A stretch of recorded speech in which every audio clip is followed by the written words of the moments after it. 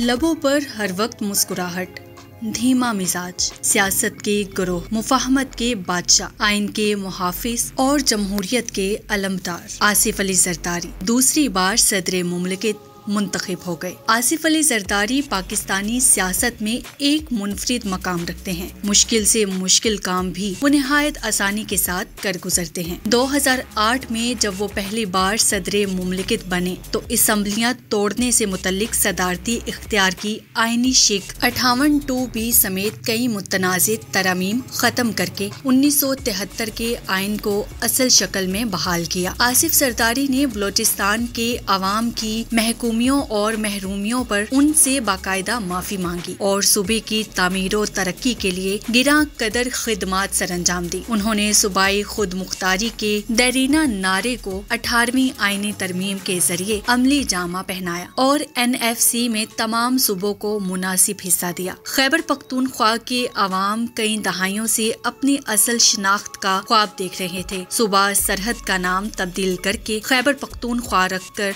पश्तूनों को शिनाख्त दी। आसिफ जरदारी ने मुल्क में तवानाई के बहरान को भांपते हुए पाक ईरान गैस पाइपलाइन की बुनियाद रखी और चीन के साथ सी-पैक जैसे तारीखी मंसूबे की इब्तिदा भी की। 2018 में बानी PTI के तमाम मुखालिफिन को एक प्लेटफॉर्म पर इकट्ठा किया और PDM की बुनियाद रखी, जिसने अप्रैल 2022 में मुल्क की तारीख में पहली बार वजीर आजम को तहरीके अदम एतमाद से हटाया।